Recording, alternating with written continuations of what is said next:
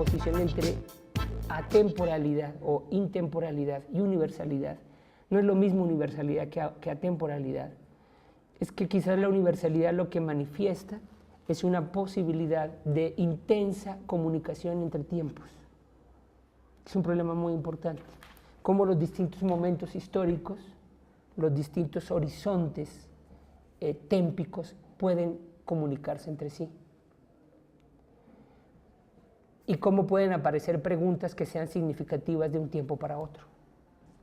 Cómo pueden aparecer incluso respuestas que sean significativas a distintos momentos históricos.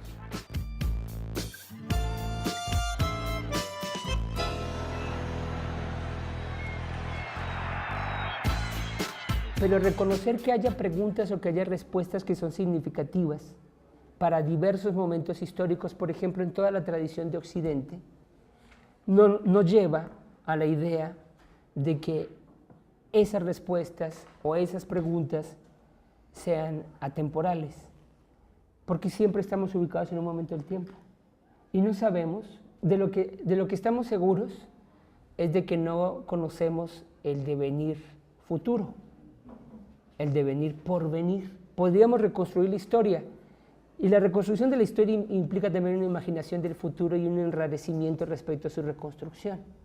Pero incluso aunque hiciésemos esa concesión de decir que en una mirada retrospectiva reconocemos que hay una pregunta común, nada nos garantiza que esa pregunta permanezca y siga siendo pertinente para el futuro.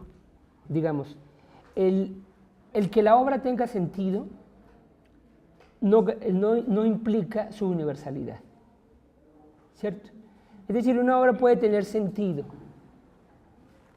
pero el sentido que pone en juego esa obra no es el mismo en todos los tiempos, ¿sí?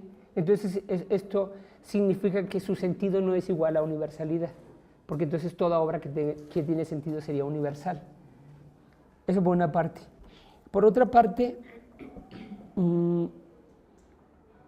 de alguna manera, si asumimos esta comprensión hermenéutica de la obra como, por lo menos con dos características notables. Una, su historicidad radical, ¿verdad?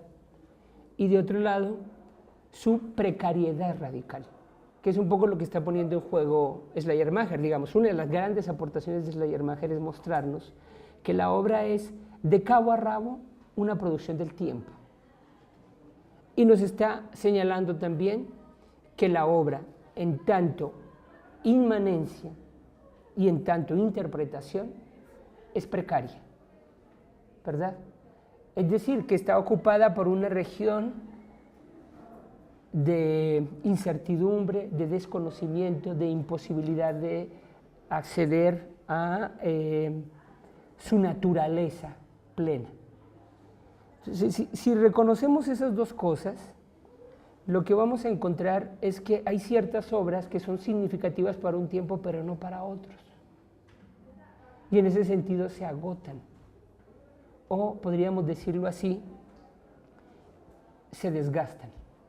Una obra, digamos, tenga una significación dada por su tiempo, pero en la medida que la obra logra proyectarse a otros momentos históricos, porque algo de ella tiene significado para ese nuevo momento histórico, seguramente la reapropiación en ese nuevo momento histórico no solamente es la réplica o la reproducción de los sentidos que tenían en su momento originario, sino que además es su acrecentamiento, su modificación y su resignificación. Es decir, ¿qué significa para nosotros en este momento la Ilíada?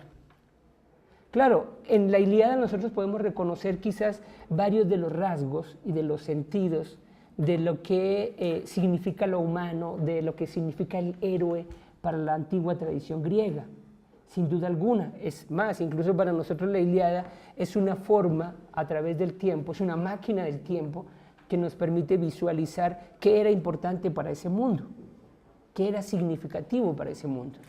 Y la Ilíada, por alguna razón, quizás sería un buen ejemplo de la universalidad. La Ilíada, por alguna razón, que es identificable, yo creo, a través de un esfuerzo hermenéutico, un esfuerzo interpretativo, sigue siendo valiosa a través de los tiempos. ¿verdad? Sigue comunicando sentidos o precipita nuevas interrogaciones y se convierte en fuente de nuevas revelaciones. Pero hay infinidad de obras que para nosotros ya no son significativas. Y ya no son significativas, incluso han sido ocluidas en el tiempo, han desaparecido en el tiempo. ¿Sí? Su significado ya no tiene valor para este momento histórico en el que nos encontramos.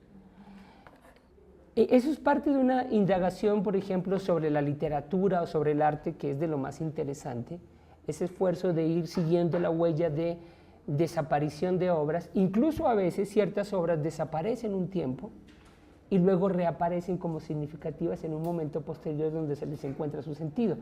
En una cercanía, en una gran cercanía, por ejemplo, en la tradición pictórica mexicana, Frida Kahlo no tenía significado, no tenía mucho significado en comparación con la producción de Diego Rivera en los años 50.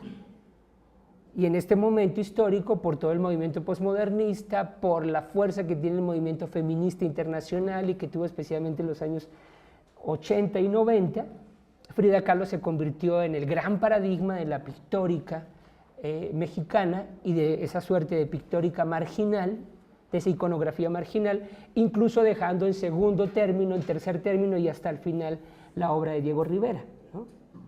Es decir, hay cierto momento en la historia donde no tenía significado y luego en un momento distinto reaparece otra vez como una textualidad prolija de sentidos y significaciones para nuestro momento histórico, ¿no? En este momento, por ejemplo, nosotros suponemos, en términos literarios, que la gran obra literaria en español, 100 años de soledad de García Márquez, y se habla también de la obra de Borges y de la obra de Octavio Paz como esas tres grandes obras, digamos, latinoamericanas que contribuyen a la sustancialización, la cristalización y, digamos, el florecimiento del español, ¿no? Pero no lo sabemos. Nosotros no lo vamos a saber. Entonces, quizás destacar en Schleiermacher este reconocimiento doble de que, por una parte, la obra está sometida inexorablemente al tiempo, lo que podríamos llamar la inexorabilidad del tiempo, y que esa inexorabilidad del tiempo en la obra implica el principio ontológico de la pérdida, de parte de su sentido, y por otra parte la renuncia a la comprensión total. Porque toda comprensión está instanciada también en el tiempo. Eso se convierte en una doble guía, en un oriente doble para la comprensión de la obra. El artista produce una forma que espera ser la solución a una interrogación genuina. En la medida que es un artista genuino, ¿no? No que es alguien, digamos, que está diseñando por encargo nada más, ¿no? Si hay un esfuerzo genuino por responder una necesidad de orden estético y algo más, yo siempre creo que es estético y algo más, esa es una apuesta hermenéutica, ¿no?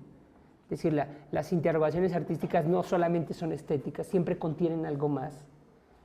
En la medida que está buscando una respuesta genuina a esa pregunta, su respuesta pretende, digamos, ser una solución universal, ¿cierto? Y en ese sentido está en una permanente confrontación con su inscripción histórica. Sí, yo creo que efectivamente está en una lucha con su tiempo. Ahora, eso no significa que esa lucha que tiene con su tiempo genere una obra que supere el tiempo. Son dos cosas distintas. Es decir, puede generar una obra que permite una mayor comunicabilidad con otros momentos históricos o no. Depende de la maestría, de la profundidad y de una infinidad de elementos y de condiciones que generan una u otra clase de obra, ¿no?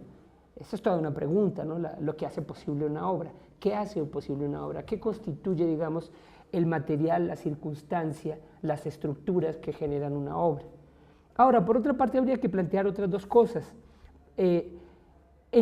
Digamos, si es una pregunta que al parecer tiene cierta permanencia entre los distintos artistas en distintos momentos históricos, lo que vamos a reconocer es que se plantea la confrontación con su propio tiempo histórico en su variabilidad a través de los tiempos históricos.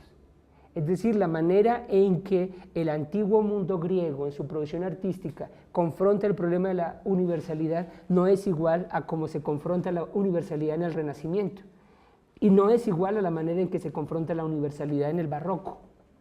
¿Entiendes? La universalidad misma tiene significados distintos en sus distintos momentos históricos. La universalidad, digámoslo en estos términos, está abarcada por su propia historicidad, o hay universalidades dependiendo de la historia. Y también habría que decir, especialmente pensando en el arte contemporáneo, que hay ciertas obras que ya no pretenden lo universal. Especialmente en el siglo XX se ha dado un movimiento y un proceso a través del cual se han cuestionado todas estas ideas en el arte, y entonces hay artistas que producen respecto a su propia circunstancia, a su localización espaciotemporal, a su momento concreto, y ahí no hay pretensión de universalidad, ¿sí? Es más bien circunstancialidad, la concreción, lo pragmático, el espacio-tiempo. Toda la teoría del performance y de la instalación está fundamentada en ese planteamiento, en la confrontación con lo universal y con lo intemporal. Es más bien la elaboración de la circunstancia. Aunque el cocodrilo se come la cola, o por la puerta de atrás se meten las cosas otra vez, y entonces hay todo un esfuerzo por consagrar y fijar para la eternidad eso que ha sido realizado solamente para una circunstancia. Esto en buena medida se puede precipitar a partir del trabajo de Hans Robert Jauss, un historiador de la literatura y un esteta alemán de la escuela de Constanz, ¿no? Esta idea de cómo el texto es una potencia semántica. La idea de Jauss es que el texto es una potencia semántica. ¿Eso qué significa? Que tiene unas posibilidades semánticas. Que no es en realidad, que el texto no es una semántica, sino una potencia semántica. Es una forma distinta de visualizar el texto, que la pintura o que el poema o que la pieza musical no tiene, digamos, un objeto semiósico como piensa Umberto Eco, sino que es más bien, más deleuzianamente, una máquina dispuesta a producir significados. Y entonces en ese sentido es puro campo de posibilidad.